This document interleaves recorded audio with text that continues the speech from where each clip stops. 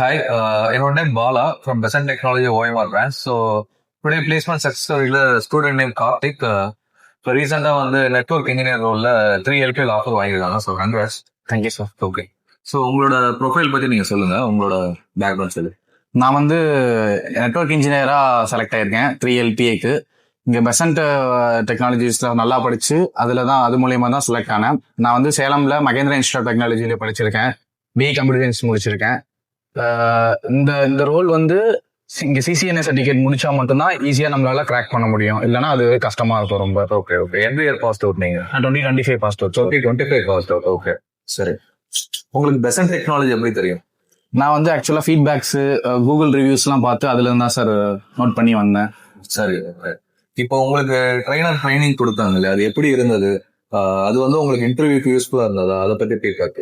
ஆமா சார், ரொம்ப யூஸ்ஃபுல்லா இருந்துச்சு. இப்போ ட்ரெயினருக்கு சொன்ன கொஷின்ஸ் தான் மோஸ்டா அவங்க இன்டர்வியூல கேட்டாங்க. அதே மாதிரி இப்போ ட்ரெயினர்ஸ் வந்து பாத்தீங்கன்னா நம்ம கிளாஸ் ஹவர்ஸ் முடிஞ்சதுக்கு அப்புறமும், நான் இங்க கிளாஸ் ஹவர்ஸ் முடிஞ்சதுக்கு அப்புறம் இங்க ஃபுல்லா இருப்பேன். அப்போ எனக்கு ஏதாவது டவுட்ஸ்னா இருந்தாலும் ட்ரெயினர்கிட்ட நான் கேட்டு நான் என்னோட டவுட்ஸ் வந்து கிளாரிஃபை பண்ணிப்பேன். அதனால ட்ரெயினர் கொஞ்சம் நாள் ரொம்ப யூஸ்ஃபுல்லா எனக்கு இருந்ததுனால தான் என்னால கிராக் பண்ண முடிஞ்சது ஈஸியா. Okay okay. நீங்க எத்தனை இன்டர்வியூ அட்டன் பண்ணிருப்பீங்க? நான் ஒரு 5 to 6 அட்டன் பண்ணிருப்பேன். இது 7th இன்டர்வியூ. 7th இன்டர்வியூல கிராக் பண்ணிருக்கீங்க. Okay sir. இப்போ உங்களை மாதிரி மற்ற ஸ்டூடெண்ட்ஸ் எல்லாம் அவர்கிட்ட லேர்ன் பண்றாங்க. ஸோ அவங்களும் உங்களை மாதிரி இன்டர்வியூ கிராக் பண்ணணும் அப்படின்னா எந்த மாதிரி நீங்க அவங்களுக்கு இன்புட் கொடுப்பீங்க, ஐடியாஸ் கொடுப்பீங்க? டைவர்ஷன் இல்லாம ஃபுல் ஃபிளெட்ஜா அந்த கோர்ஸ் பத்தி படிக்கணும் சார். ஆக்சுவலா லீவ் போடாம, பிரேக் இல்லாம, டைவர்ஷன் இல்லாம ஃபுல் ஃபிளெட்ஜா இருக்கணும். கிளாஸ் ஹவர்ஸ் இல்லாம ரூம்ல உட்காந்து அவங்க தனியா ஒர்க் அவுட் பண்ணணும்.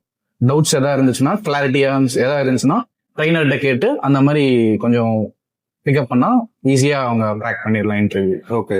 இப்போ நீங்க 7 இன்டர்வியூஸ் அட்டன் பண்ணிருக்கீங்க. இன்டர்வியூல மெயினா வந்து உங்களுக்கு ரிப்பீட்டடா எந்த மாதிரி கொஸ்டின்ஸ் வந்து கேட்டாங்க, எந்த மாதிரி ப்ரிப்பேர் ஆகும்? ஆக்சுவலா ஒரு ரோலுக்கு ஏற்ற மாதிரி கொஸ்டின்ஸ் கேட்டாங்க சார். இப்போ நான் டெவாப்ஸ் அட்டன் பண்ணியிருக்கேன்.